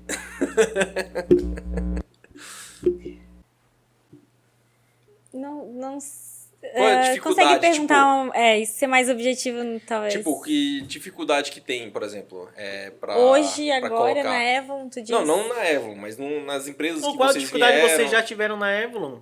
Porque Isso, daí pode vocês ser falam da também. história de vocês, porque daqui não é o mil maravilhas, tudo perfeito, né? Não. A gente tá evoluindo todo mundo Tá junto. caminhando pra ser. Em outras empresas que, por exemplo, vocês já tentaram aplicar isso de alguma forma em outra empresa? Vocês... Então, eu já atuei como estagiária em uma empresa que estava passando por um processo de transformação digital. E aí acho que a gente já comentou, inclusive, um pouco sobre isso hoje, mas é justamente essa mudança que ela começa pela tecnologia antes da própria mudança de mindset das pessoas, né? Inclusive da autogestão, das pessoas que estão realmente levantando tudo isso e à frente de tudo isso. Então, eu diria que o maior desafio de todos, com certeza, é a parte comportamental, né? E por mais que eu, Mas Isadora... a parte comportamental mais voltada dos colaboradores ou da gestão, liderança, líderes, no caso? Eu diria que de todos. Mas, Independente de... Mas a liderança, ela tem um papel como influenciador, né, dessa cultura. Porque são os principais tomadores de decisão, né? São as pessoas que vão estar acompanhando todo mundo, né? Então, eu diria, né, que a liderança, ela tem um papel fundamental com relação a isso, com essa mudança de comportamento, essa mudança na forma de pensar, né? E mesmo o RH, né, dizendo, eu quero ser um RH 4.0, se atualizando, se informando, é um desafio para o próprio RH, né? Essa mudança de comportamento, não é algo tão simples. Então, eu diria que o maior desafio seria esse, porque também a partir dessa mudança de pensamento E essa busca que tu vai conseguir seguir a partir disso para conseguir também, por exemplo, ferramentas, né, que otimizem o teu dia a dia, que automatizem os teus processos, que proporcionem uma experiência melhor para os candidatos ou para os colaboradores. Então, eu diria que o maior desafio realmente é a parte comportamental. E que, normalmente, o processo acaba acontecendo de forma inversa, né? Porque é mais fácil, né, fechar ali um software que automatiza meus processos ou algo que me traz dados do que realmente o comportamento das pessoas, né? Mas isso tem um impacto direto no resultado, na eficácia da tua transformação. Então, eu fico perguntando sobre desafios, né? E aí o Samuel falou sobre Avalon. Por exemplo, eu não sou geração Z, então eu também vim dentro de uma cultura onde para mim aquilo entregava valor até que a gente vai indo buscar no mercado, vai estudando e consegue ver essa transformação, né? Então, eu também trabalhei em empresas que não tinham uma transformação digital, não existia essa questão de tanto cuidado com as pessoas, não era da área de tecnologia. E aí, quando eu vim pra cá, também foi um desafio em relação a isso, assim, porque quando eu conversei com o Samuel pra entrar na Avalon, ele me falou várias coisas que pra mim era um cenário lindo, maravilhoso, porque ele acredita nisso, né? E aí foi que me fez vir pra cá, em relação a essa abertura, assim, do cuidado com as pessoas, inovação, eu poder aplicar na prática o que eu estava estudando, o que o mercado faz de melhor. E aí eu acho que foi um desafio para mim também, porque muitas vezes eu ainda me via voltando para o meu lugar, minha zona de conforto, que era o RH tradicional, né? Então, muitas vezes, aí eu parava, poxa, não é esse o meu lugar. Eu preciso também dizer que não é esse o meu papel aqui. E aí trazer coisas que eu estava aprendendo, que o mercado faz, que faz sentido. E é muito legal porque eu comecei a aprender mais do que faz sentido, né? Então, porque na empresa onde eu trabalhei era tudo igual para todo mundo, existiam caixinhas. E até então, para mim, aquilo era o certo, né? Porque aquilo entregava naquele momento valor, assim. Então, eu também tive que aprender e mudar o meu mindset, e me desafiar e errar, né? Então, porque muitas vezes aí o Samuel falava, tu tem que me trazer a solução, me traz, vamos tentar. E eu tinha muito receio de errar. Promovendo esse ambiente de Isso, e poxa, se eu errar, de né? erro, Será que ele vai falar assim, poxa, Dani, olha só o que aconteceu? A cagada Por que quê? Porque eu vim de uma empresa onde Que era não desse poderia jeito, né? errar, Uhum. entende? Então, para mim foi também desafiador e eu acho que para os RHs que trabalham em empresas, ou que vêm, né, já trabalham há bastante tempo e que conseguem entender essa mudança, vai ser desafiador tanto para a empresa quanto para ela mesma, assim, desses conceitos e tudo mais. Eu anotei 5 desafios que a gente passou nesse último ano. Pelo menos. Eu vou falando aqui e vocês me falam Mas se faz eu acho que sentido ou esse não. ano ainda foi melhor do que o ano passado. Ano passado teve mais... Não, ano passado, esse ano que eu quero dizer tá. 2021. Não, mas acho que ano passado, 2019 2021. ainda... Não, 2020 foi 2020. Foi aí a gente tava engatinhando, né? Um exemplo que eu consigo trazer é o Disc, por exemplo. Né? A gente tem uma plataforma que a gente utiliza o Disc. Quando eu conheci o Disc, eu fiquei maravilhado porque pelo que ele consegue entregar, pela visão que ele consegue trazer. Mas na prática, a gente só conseguiu utilizar o Disc do jeito que eu queria usar depois de 1 ano e meio. 1 ano e meio. A gente já tinha o Disc, a gente usava o Disc para seleção, a gente usava o Disc para algumas coisas internas, mas nunca foi do jeito que eu queria realmente utilizar. Então tem muita questão da maturidade da empresa como um todo para estar preparada para executar aquilo. Né? E a gente ficou com a plataforma do Disc usando, veio a tecnologia, mas a gente não estava preparado para utilizar o Disc. E daí agora, sei lá, há 2 meses atrás é que a gente realmente está conseguindo utilizar o Disc do jeito que a gente queria há 1 ano e pouco atrás. Eu acho que esse é um dos desafios que a gente passou, por exemplo. E acho que eu queria ler esse com todo o potencial que a ferramenta tem para entregar, né? Então, exige essa maturidade do time e exige também sair da zona de conforto, estudar pra caramba, né? E se aperfeiçoar para conseguir realmente usufruir o melhor da ferramenta. Um outro desafio é operação versus a evolução, né? Isso daí foi um desafio mesmo. Beleza, a gente tem várias coisas que a gente quer fazer, programas específicos, que a gente quer valorizar mais as pessoas, quer acompanhar mais de perto. A Evolu em si, ela é uma empresa relativamente pequena, né? A gente está batendo aí 45 pessoas, quase chegando a 50. Então, a nossa estrutura é bem enxuta. Então, a gente, no ano passado, principalmente, a gente teve uma dificuldade bem grande em... Tá, eu tenho que manter a operação que eu quero dizer, do próprio time de pessoas e cultura. Eu preciso manter essa operação rodando e eu tenho o anseio de fazer várias outras coisas aqui. A gente conseguiu evoluir o que eram as prioridades, mas tem outras coisas que a gente precisa evoluir também. Então, essa é uma das dificuldades que eu acredito que outras empresas vão passar também. Que daí é o que vocês comentaram, né? Tipo, a gente quer fazer, só porque de tempos em tempos a rotina vai puxar pro RH 3.0 de novo. E daí é uma guerra. Não, vamos pra frente de novo. E assim vai indo. Acho que a segurança que a Dani trouxe, a questão da segurança de fazer, né? Eu sei que isso daqui pode trazer determinado benefício, mas como a gente nunca executou, eu preciso ter essa segurança de dar esse salto, né? Um salto de fé aí para testar. Desalinhamento da alta gestão, né? Tipo, o que importa e o que não importa.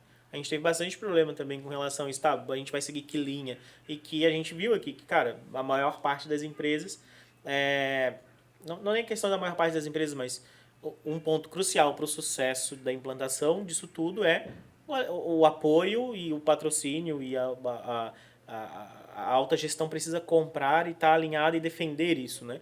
Então, esse desalinhamento ela também precisa acreditar, né? Porque quando ela acredita... Isso, então, foi um desafio que a gente teve também.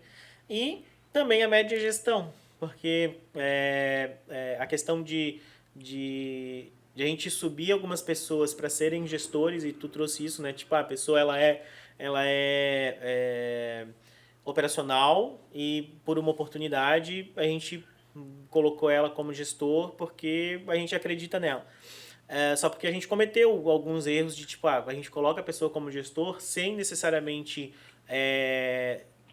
primeiro, sem alinhar a expectativa exata do que a gente espera dela e sem dar o suporte necessário, né? Eu acho que ano passado a gente cometeu esse erro, foi uma das dificuldades que a gente passou, e isso gera um desalinhamento da estratégia de pessoas e cultura na tentativa de implantar o RH 4.0 com a execução, porque a pessoa que está liderando as nossas pessoas não tem esse alinhamento e daí naturalmente é um erro nosso. Então, joguei no ventilador aqui. Eu acho que vocês me conhecem, eu não tenho problema em falar do que a gente errou e a gente ia aqui trazendo a ideia do erro bom e erro ruim. Tudo isso daqui a gente errou tentando fazer diferente, tentando fazer melhor. Então, pra mim, não tem problema nenhum. Segurança psicológica. E tudo isso foram erros que a gente cometeu em 2020, comecei em 2021 ali, enfim. E a gente aprendeu bastante, sem dúvida. Eu acho que agora em 2022 vai ser o ano que a gente mais vai evoluir a nossa estratégia de... Muitos desafios, né? De RH 4.0. Eu tinha uma pergunta que eu tinha anotado aqui, que é com relação à pandemia. A pandemia mexeu com todo mundo, né? A gente já acelerou essa questão da inovação o que eu queria digital. entender é que, porque querendo ou não, a pandemia impactou várias áreas, né, na nossa economia aí. Só que uma das áreas que foi atingida, eu acredito que para melhor, foi a área de tecnologia, né, que cresceu. Mas de alguma forma isso, o RH ali estratégico, ele acaba influenciando, né? E o que vocês acham que a pandemia, sei lá, acelerou, desacelerou o RH estratégico nas empresas? Acho que ele acelerou a transformação digital, né? E o que isso impacta, no caso? E acho que depende muito da maturidade da empresa de entender o quanto o RH, qual que é a potência dentro do RH, né? Então, se a empresa que está passando por essa transformação digital consegue entender que o RH é um setor extremamente estratégico, um agente de mudança, né, nesse processo, né, da própria pandemia, onde as empresas precisaram acelerar essa transformação digital, sim, eu acredito que empresas que tenham essa visão, né, o RH ele foi instigado a se atualizar, né, com relação ao RH 4.0. Mas eu não sei realmente ao certo, né, de perto, o quanto esse movimento aconteceu de forma fluida, justamente por essa questão que eu trouxe ali no início, né? Muitas vezes a gente tende de iniciar pela inovação em termos de tecnologia, sem olhar para o comportamento das pessoas. Talvez a onda de evolução da RH 4.0 tá vindo agora. Isso. Tá vindo agora com... Exatamente. Com pós-pandemia, entre aspas, né? Após um grande marco ali da pandemia. Até porque foi tudo muito rápido, né? Foi Do nada todo mundo tava... muito urgente isso. Foi bem na virada ali de 2019 para 2020, né? Foi. Fevereiro, março. Foi em março de 2020, mais ou Março de menos. 2020. Eu até, quando tu pergunta, a gente fica pensando bastante em como responder isso, mas pra mim, pelo menos, quanto ao RH, pra a empresa, pra Avalon em si, ela não mudou tanto, porque todo mundo a gente já era home office, anywhere office, antes da pandemia, né? Mas, por exemplo, muitos RHs trouxeram essa questão de que as pessoas agora estavam em casa, e aquele era o lugar, era a casa delas, né? Então, também teve todo esse cuidado de passar para essa autogestão, para a gestão, de que agora nós estamos inseridos dentro da casa das pessoas. Então, nós como empresa, no caso. Isso. E que aquele lá era o lugar delas, e a gente estava entrando na casa das pessoas, né?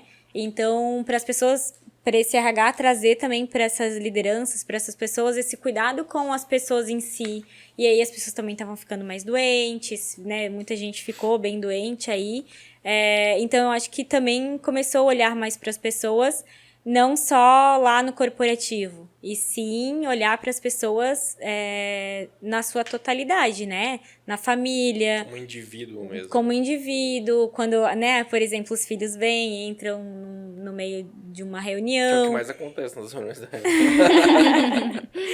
E aí começou a ter esse olhar mais para as pessoas também, né? Além só da parte, não é só a parte da tecnologia em si, mas é olhar para as pessoas, assim, esse cuidado. É que, na verdade, sempre teve essa influência, né? A gente que sempre separou em caixinhas, mas quando existia essa separação de ambiente físico, né? Acho que, de alguma forma, facilitava, né? Essa nossa forma de pensar em caixinhas, né? Da pessoa, separar profissional, da vida pessoal, né? Mas, na verdade, o ser humano ele é muito mais complexo que isso, né? E uma coisa impacta a outra diretamente. Muito bom, muito bom. Quanto tempo que vocês acham que tem de podcast? 1 hora? 1h30. 1h30. 1h30, né, ué? 1h30, cara. 1h30 conversando. Um assunto aqui sobre gostoso, RH. né? Bom, né? Gostei. Fluiu bem. Fluiu bem. Vamos lá, então, para a última? Vamos lá? Cara, essa última aqui. Faz as honras, hein? Essa Eu já aqui respondi, é né? aquela Sei. pergunta... Eu ia perguntar pra ela se ela gira minha resposta, mas não foi lançada Não ainda foi o primeiro lançada, podcast. Tu respondeu essa pergunta? Claro que sim. Quero quando lembrar quando qual esse que é. episódio for pro ar, com certeza vocês já terão escutado a resposta do Samuel. Que foi o primeiro episódio, né? Esse aqui esse aqui é o segundo. E já gravamos o terceiro. Ou é esse aqui que é o terceiro? Agora eu não sei. E aí, Mike, qual que é? Esse é o terceiro? Esse é o terceiro. Vamos lá. Essa pergunta aqui é uma pergunta que eu me inspirei numa pessoa aí, Joel J. Quem ouve o Joel J, que não é pouca gente, mas vai se identificar. Joel J é um cara, ele é um mentor de alta performance. JJ. JJ, um abraço JJ, você me inspira todos Toma os banho dias. gelado, não? Cara, banho gelado não dá. Ah, então tu não é um verdadeiro seguidor do JJ. Não, mas o lance de jogar água na cara 1-0 pra mim, isso aí eu faço, cara, todo dia. Inclusive, por conta disso, desse 1-0, 2-0, que eu criei o hábito de acordar cedo, cara. Tô acordando cedo, já tem 45 dias. O que é cedo pra ti? 5, na verdade, eu guardo 5h45. Pra mim é cedo pra caramba. Vamos lá. Se você tivesse uma única coisa, de uma só vez, assim, ó, pra mudar em todas as empresas do mundo, tipo, um estralar de dedos, sabe aquela manopla do infinito do Thanos lá na Sei. Guerra Infinita lá com, tá ligado? Tivesse aquela manopla. Quem é o Thanos, na brincadeira? O que vocês mudariam? Um estalar de dedos. Pá. Todas as empresas do mundo vão mudar para o que vocês quiserem. O que vocês mudariam? Eu vou deixar a Isa responder primeiro, porque... Não, eu vou falar por quê. Porque eu acho que eu sou muito romântica em relação a isso. Ai, que querida, né? Jogou Mas a bola pra mim. A gente gosta de coisas Eu românticas. acabo Não romantizando. tem problema, querida. A minha resposta foi super romântica, eu acho. Foi. Então, eu acabei fazendo essa pergunta para algumas pessoas só para ver, assim, e aí algumas trouxeram uma relação, tipo, de meritocracia, muito... E o que eu mudaria é o olhar e o cuidado para as pessoas. Porque são as pessoas que trazem resultado, são as pessoas... Elas têm um significado, precisam ter um significado de trabalhar também. Então, se elas gostam de trabalhar no local de trabalho, se existe valor, se existe propósito, se as pessoas, se a empresa olha ela como uma pessoa, e aí não coloca ela em caixinhas, né? Enfim, existe uma proposta de valor muito grande aí. Então, eu gostaria muito que as empresas olhassem as pessoas com muito mais cuidado e muito mais carinho, assim. Desde a atração, desde o reconhecimento, desde a entrega de resultado que ela pode trazer. Viu? Eu falei que eu era romântica. Por quê? Cara, tem uma pesquisa... Isso é das pesquisas, você já percebeu. Feita por Harvard, onde eles acompanharam 53 empresas por 5 anos. E eles descobriram que empresas que existia boas práticas de gestão de pessoas, elas eram 51% mais competitivas no mercado. Então, eu diria que assim, é um bom investimento a se fazer, né? Então, às vezes a gente tem esse olhar romantizado realmente, de olhar para as pessoas no sentido de cuidar das pessoas e ser, entre aspas, bonzinhos, né? Mas, ok, empresas, elas precisam sim ter responsabilidade social, né? Mas um olhar realmente de sobrevivência precisam de dinheiro. E tá aí um motivo. Felicidade Ser gera 51% Sim. mais competitiva.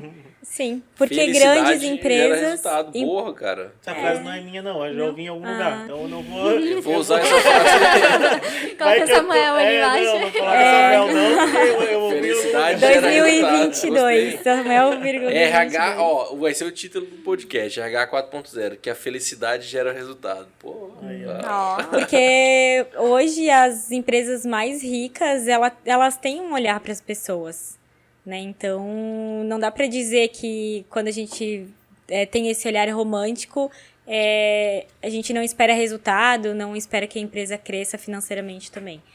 Então, vou fazer um paralelo aqui, né? Fazer algumas conexões. Cara, as empresas mais ricas do mundo estão dentro da nova economia. Elas possuem o RH estratégico, as mais ricas do mundo. E o RH, tanto a tecnologia, não são tratadas como suporte. Como é que é aquele meme, o Michael? Agora tudo faz sentido. Agora eu entendi. Então, acho que é isso, cara. Acho que é isso. Eu não fui tão... Tá certo? Flores. É isso aí, então, galera. Então, A Isa. Quer isso falar? Acho que é isso, né? últimas considerações, patrão. Não, acho que foi um baita papo. Aprendi bastante. Eu gosto muito de conversar, né? Então Parabéns por ter a ideia de fazer um podcast. Parabéns, não, a ideia foi em conjunto. Não, digo esse podcast, eu digo a ideia todo. do geral, né? Obrigada por convidar o RH, porque ele é sempre o último. Foi um dos primeiros. E aí já mostra que... Ó, na verdade, vocês eram pra ser a segunda pessoa. O primeiro foi eu e o Samuel, né, pra gente fazer Pra os testes. explicar pras pessoas o que é, O que era o podcast. E aí a segunda, mas aí quando de agenda acabou não rolando, mas a gente chamou o SRE. Mas se eu não me engano, eu acho que elas vão ser lançadas antes do SRE. Vai ser o segundo. Que chique. Acho que é o T01, 02. Tem que confirmar. Então é isso aí, eu só tenho a agradecer por esse empenho todo que vocês tiveram, compartilhamento de informações, muito obrigado. Vocês saíram muito bem. E obrigado, Maicon. Trouxe muito conteúdo que eu nem sabia, confesso pra vocês que, pô, deram banho. Depois manda todos os links das pesquisas, porque... a Sim. Isa é A gente coloca ali moça das pesquisas. na descrição ali do YouTube ali. Então, todos os links aí de pesquisas e tudo mais aí que a Isa comentou, que a Isa que é o nosso gênio. Então vai estar aqui na descrição. É isso, Maicon. Então, galera, Valeu. Muito aproveita obrigada. aí para Obrigada. curtir e compartilhar aí esse podcast com aquele teu amigo, tua amiga lá, gestora, que tá ali, ó, desafiada ali com O a CEO RH da tua 3.0. empresa. Pessoa da sua empresa. Desenvolvedores, por favor, entre no nosso site. Várias vagas, aí a Isa agradece. Vai ter todo o cuidado e carinho em toda Desenvolvimento. parte de atração, de seleção. Exatamente. Então curta, compartilhe. Mais alguma coisa que eu tenho que falar, Maicon? É isso, né? Fechou, galera. Um Maicon abraço pra não gosta de vocês. falar. Até mais. Valeu. Tchau.